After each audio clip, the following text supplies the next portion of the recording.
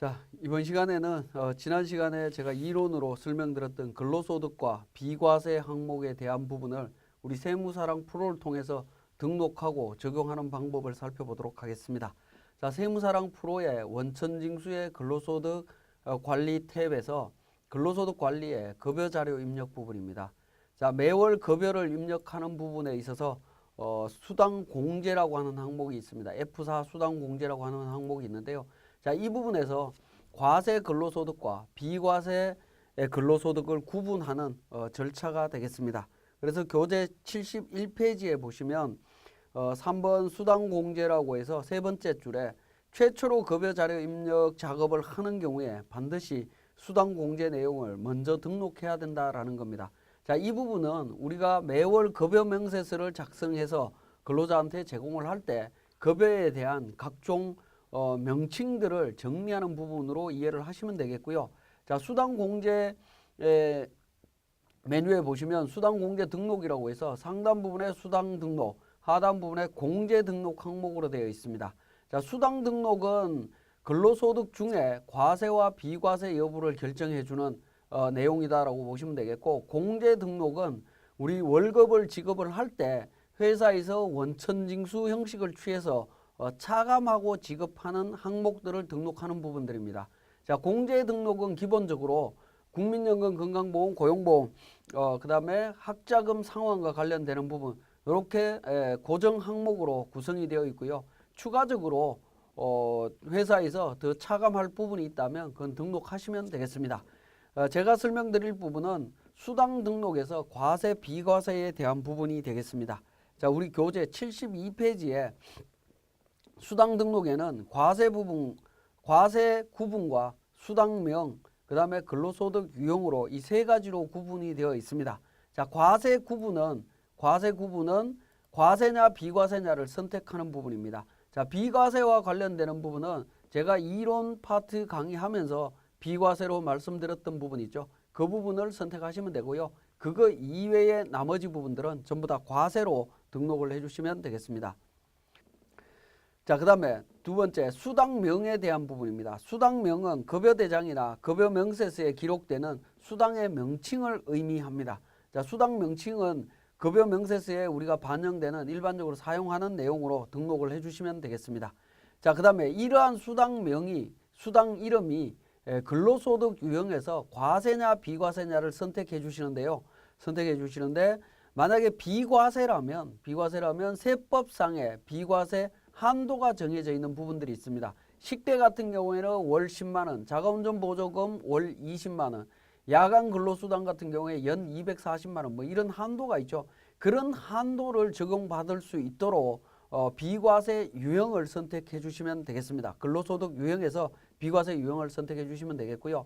그 다음에 월정액이라고 하는 부분을 선택하게 되는데, 월정액은 용어에서도 아시겠지만 제가 생산직 근로자에 대한 연장 야간 휴일 근로수당 비과세 항목 설명드릴 때 월정액 급여 150만 원이다라고 하는 부분 설명드렸던 부분이 있을 겁니다.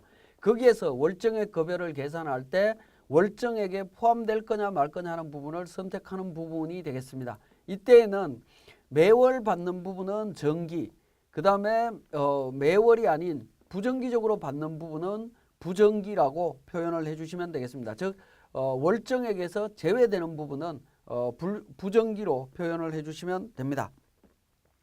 그래서 기존 등록된 수당명과 과세 구문이 다른 경우에는 그 수당은 사용 여부에서 부로 선택하고 추가로 알맞은 수당을 등록해야 된다라는 겁니다. 자, 이 부분은 어떤 의미냐 하면요.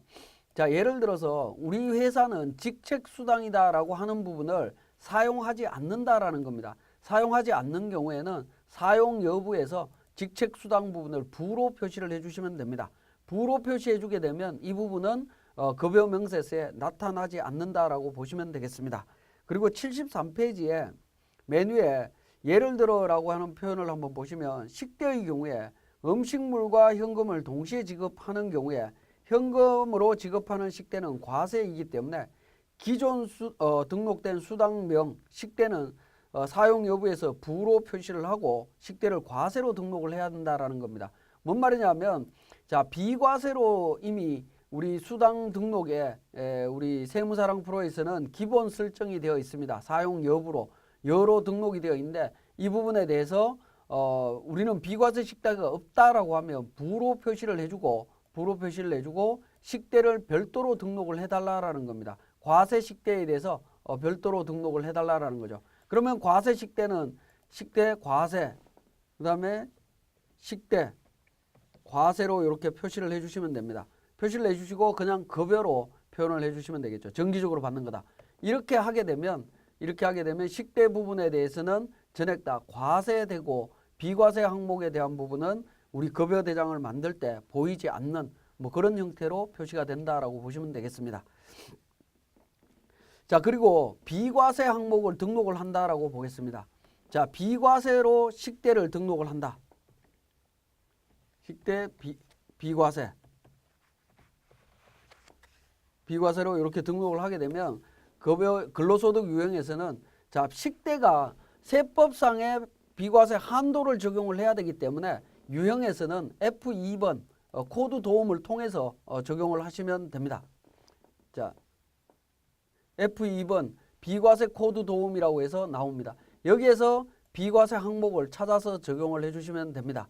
예를 들어서 식대였다라고 하면 식대 비과세 월 10만 원까지 비과세 항목이 있죠. 자, 이 부분 선택해서 확인을 눌러주시면 되겠습니다. 식대는 이미 비과세 항목이 위에서 이미 등록하고 있기 때문에 이중이긴 합니다만은 그래도 연습 삼아 추가로 등록을 해보겠습니다. 등록하고 정기예로 표시를 하시면 과세 식대와 비과세 식대가 두 개 동시에 표현되는 것을 확인하실 수가 있습니다.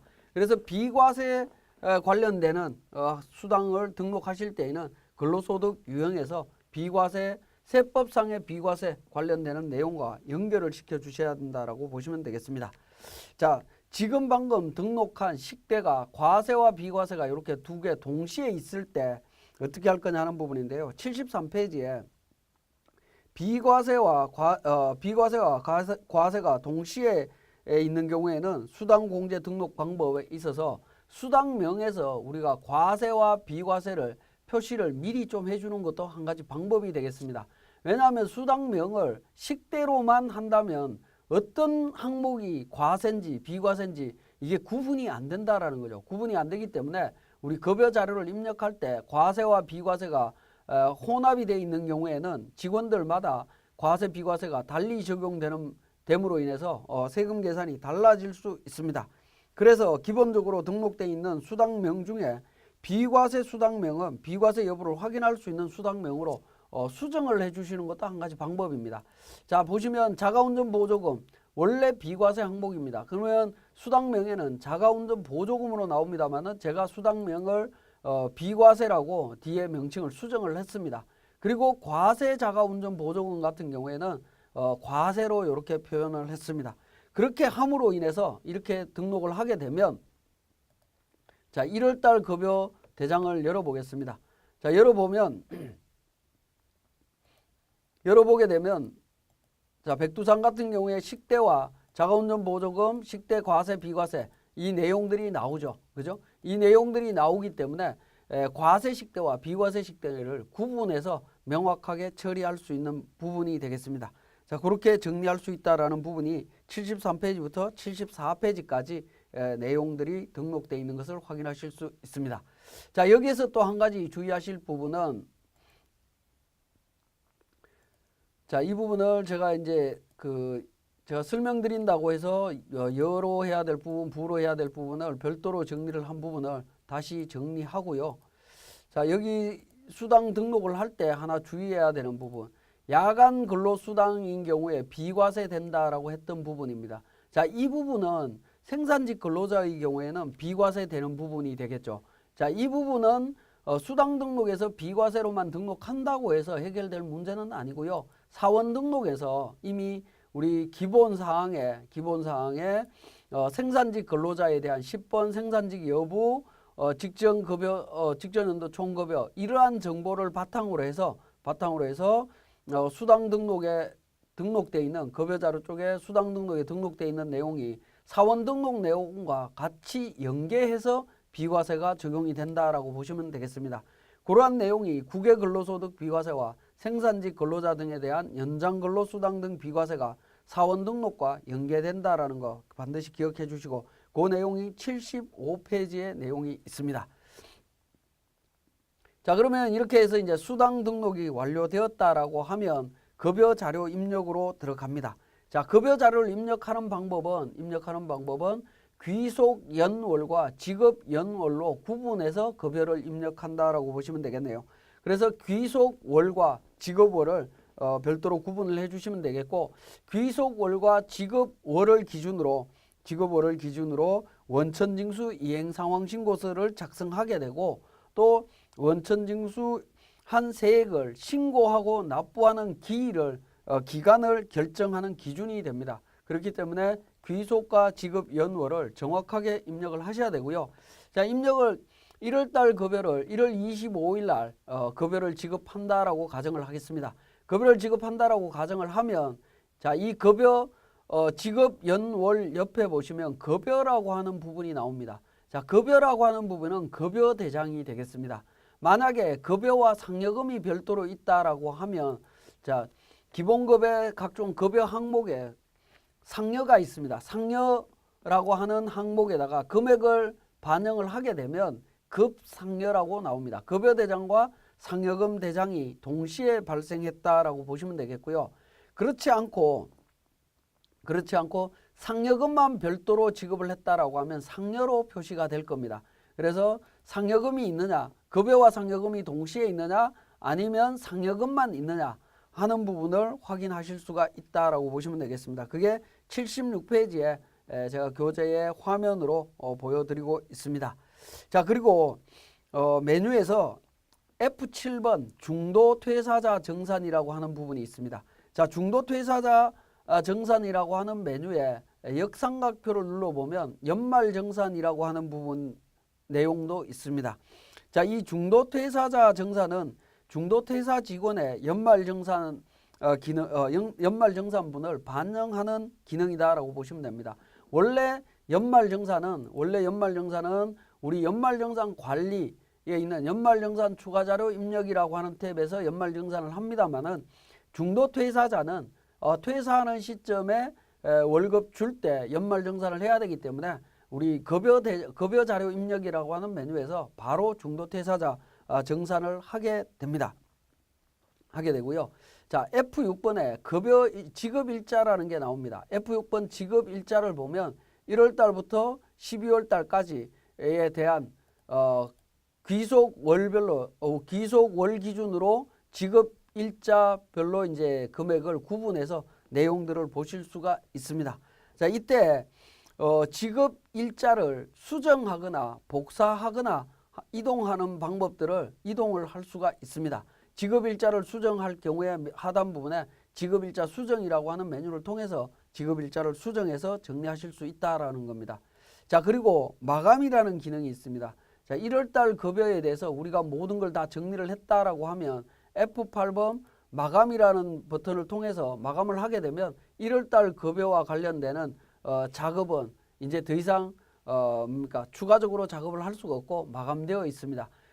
이렇게 이제 매월 급여에 대한 부분들이 다 정리가 되었다라고 하면 우리 F8에 있는 마감이라고 하는 기능을 통해서 마감을 해 놓으시면 훨씬 나중에 누군가가 수정하는 이런 부분들에 대한 수정으로 인한 오류를 방지할 수 있는 기능이라고 보시면 될 것 같습니다. 그래서 마감 기능을 적극 활용을 하시고요. 만약에 수정해야 될 사항이 있다면 마감 취소를 통해서 수정을 하실 수 있다라는 겁니다. 자, 그러면 우리 교재 사례 문제를 통해서 몇 가지 좀 정리를 해 보겠습니다.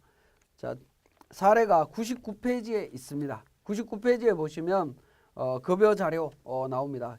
급여 체계가 기본급, 가족수당, 자가운전보조금, 식대, 야간 근로수당, 월차수당이라고 있습니다. 자, 보시면 그게 자가운전보조금은 비과세 적용 사원과 과세 적용 사원이 동시에 있다라는 겁니다. 그렇기 때문에 F4번 수당공제 쪽에서 자가운전보조금에 대해서 과세 부분과 비과세 부분을 제가 별도로 구분 표시해서 등록을 했습니다. 등록을 했고요. 자, 식대는 비과세 요건 충족이 된다라는 겁니다. 전부 다 비과세가 되기 때문에 문제될 건 없고, 연장 근로수당은 소득세법상 비과세 요건을 충족한 경우에 비과세 처리한다라는 겁니다. 그래서 연장 야간 근로수당은 비과세 한도 연 240만 원에서 사용하는 걸로 정리를 하시면 되겠고, 마찬가지로 사원 등록에서 생산직 근로자 직전 연도 급여 이런 부분들이 같이 고려가 돼야 된다는 거 다시 한번 말씀드립니다. 자, 99페이지에 급여일은 매월 25일이고 백두산은 자가운전보조금은 비과세 요건을 충족하나 나머지 직원은 비과세에 해당되지 않는다. 그러면 자가운전보조금 입력을 할 때 비과세와 과세 부분을 별도로 구분해서 입력을 해야 되겠죠. 그래서 1월에서 우리 그 12월 달까지 급여를 입력하게 됩니다. 수당 등록이 완료되었다라고 하면 등록을 하시면 됩니다. 자, 우리 수당 등록을 입력을 하고 나면 한번 보시면 보통은 화면이 이렇게 보일 겁니다. 자, 식대, 자가운전보조금, 연장야간, 자가운전보조금 이렇게 나오는데 이 중에 비과세 항목이 어떤 건지 표시가 안 되고 있습니다. 제가 수당 항목에서 수당 명칭에서 식대 비과세, 자가운전보조금 비과세 이렇게 표시를 했기 때문에 여러분들은 이미 식대, 자가운전보조금, 야간근로수당 이게 비과세다라는 것을 알 수 있습니다. 알 수 있지만 우리가 수당 등록에 F4 수당 등록에서 등록돼 있는 비과세 항목을 우리 급여자료 입력 메뉴에서 눈에 보이게 표시를 해달라고 요구를 할 수도 있습니다. 그 메뉴가 비과세 항목 입력 화면 표시 여부라고 해서 체크를 하신 다음에 확인을 누르게 되면 자, 급여 대장상에 보시면 식대 자가운전 보조금, 야간 근로수당 같은 경우에 파란색으로 보입니다. 물론 이게 비과세 항목이다라고 보시면 되겠죠. 비과세 항목에 금액이 얼마나 들어가 있는지 내용들을 확인하실 수 있는 메뉴다라고 보시면 되겠습니다. 그래서 우리 99페이지에 있는 자료를 통해서 기본급, 가족수당, 자가운전보조금, 식대, 야간 근로수당, 월차수당, 상여금 금액을 쭉 입력을 하게 됩니다. 그래서 이제 과세와 비과세 여부를 자, 비과세 백두산은 자가운전보조금이 비과세 된다라고 했습니다. 나머지 자가운전보조금 같은 경우에는 과세 요건이 충족이 안 되기 때문에 과세로 분류해야 된다라고 우리가 자료가 주어져 있죠. 거기에 맞춰서 적용을 해주시면 됩니다. 자, 1월달 급여 자료가 입력이 됐다라고 하면 이제 1월달 원천징수하기 위해서 우리는 급여 자료를 마감을 합니다. 마감을 하고요. 자, 2월달 급여 자료로 갑니다. 자, 2월 25일 날 급여 자료로 가면 저는 이미 자료를 전부 다 등록을 해놨기 때문에 2월달 자료가 자동으로 반영이 되는 것을 확인하실 수 있습니다만은 2월달 자료를 처음 입력한다라고 하면 전월 급여 자료를 불러오겠습니까? 라는 멘트가 뜹니다. 우리 교재에 보시면 102페이지에 계속 근로자의 경우에 급여 또는 급여 상여 지급 시에 2월분 입력하는 경우에는 전월 자료 그대로 2월 사용하겠느냐라는 멘트가 뜹니다. 그러면 예라고 누르게 되면 전달에 있었던 직원들의 급여 내용이 그대로 반영이 됩니다. 그대로 반영이 되고요. 여기에서 수정해야 될 사항이 있다면 개별적으로 수정해서 사용하실 수 있다라고 보시면 되겠습니다. 자, 그렇게 해서 등록을 하시면 되고요. 그 다음에 103페이지에 계속 근무자의 연말정산 반영이라고 하는 부분입니다. 자, 특히 2월달 급여를 입력을 할 때는 연말정산은 2월달에 연말정산을 합니다. 자, 2017년도 2월달 급여 입력하실 때에는 근로소득세, 원천징수세까지 다 계산을 합니다.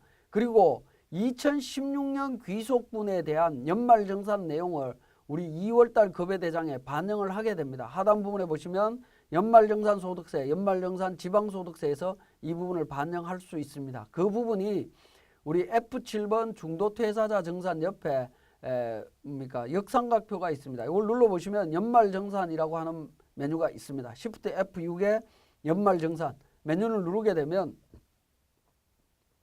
전년도 연말정산했던 내용들이 반영되어 있는 것을 확인하실 수 있습니다.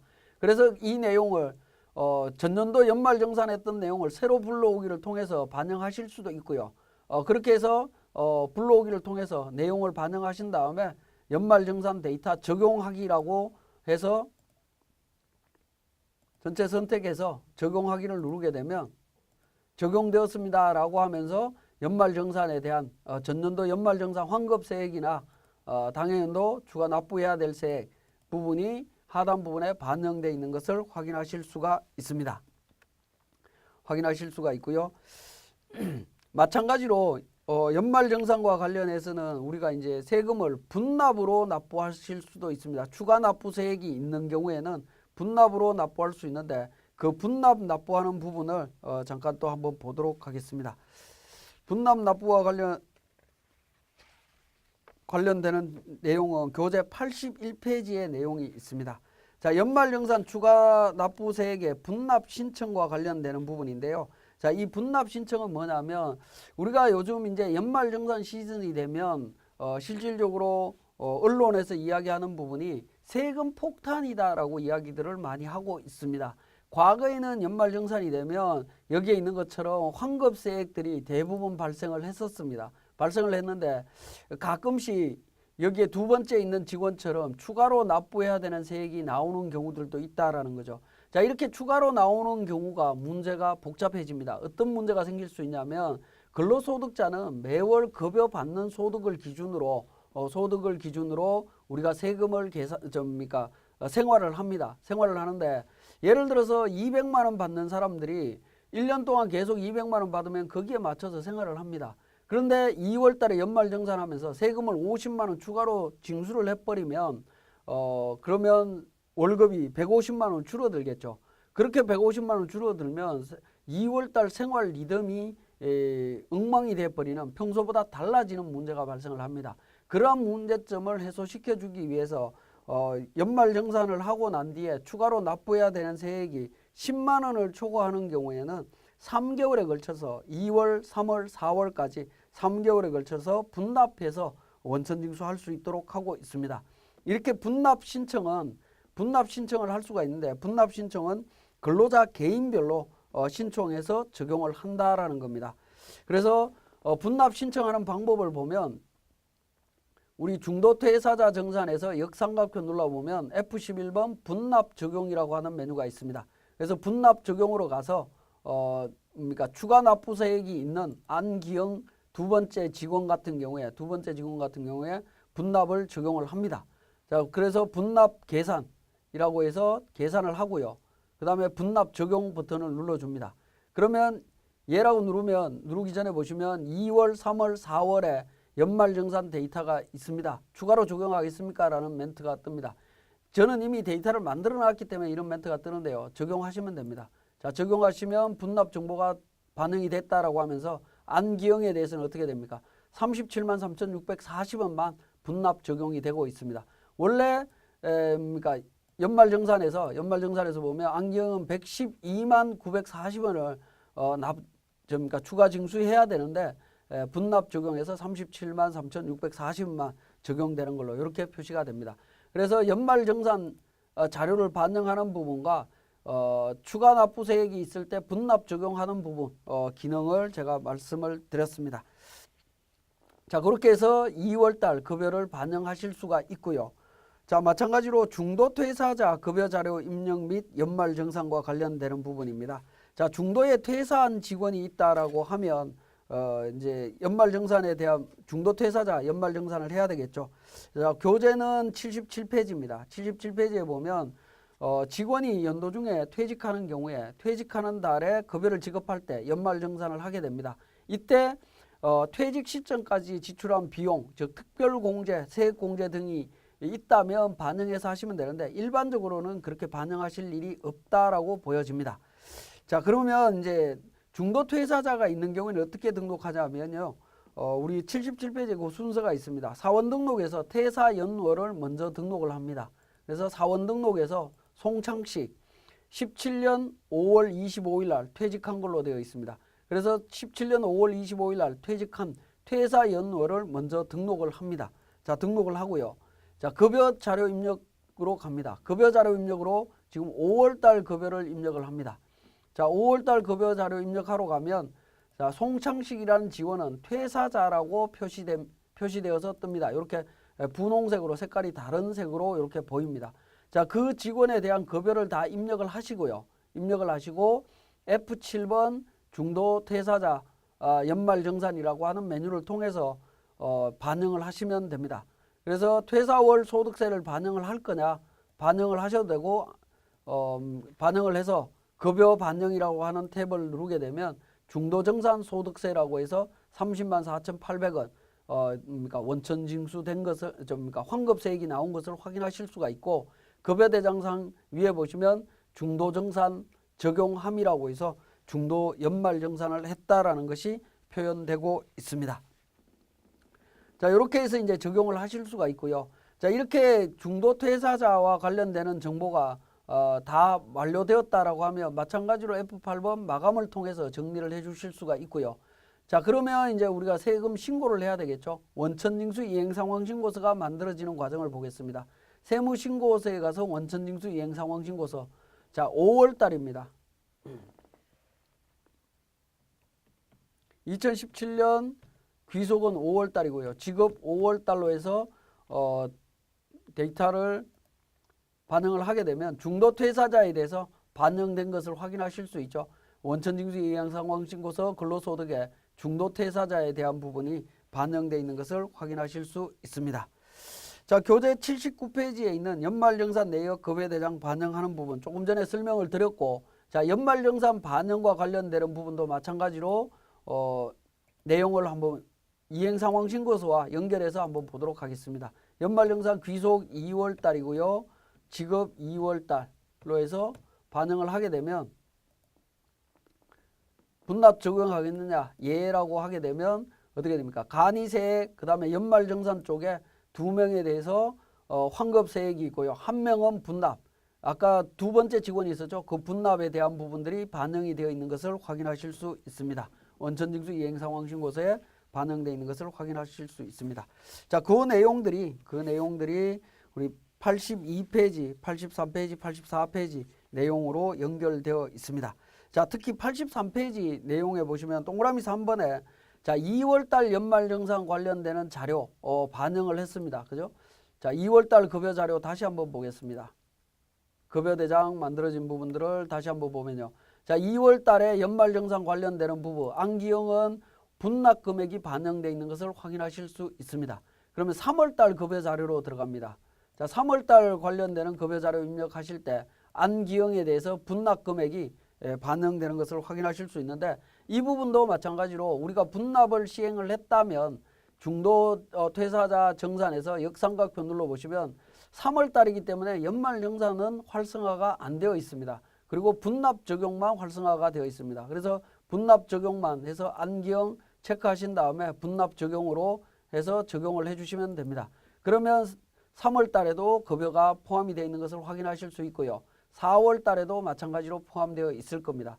그리고 3월 달께 급여대장이 마감이 되며 마감된 이후에 우리 원천징수 이행상황신고서를 한번 보겠습니다. 자, 원천징수 이행상황신고서 3월 달.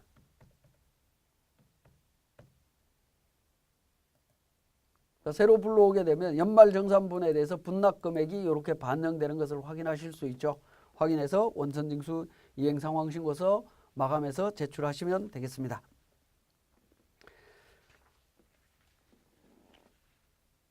자, 여기까지가 우리 급여대장을 작성해서 원천징수 이행상황신고서 신고하는 과정까지 간략하게 설명드렸습니다.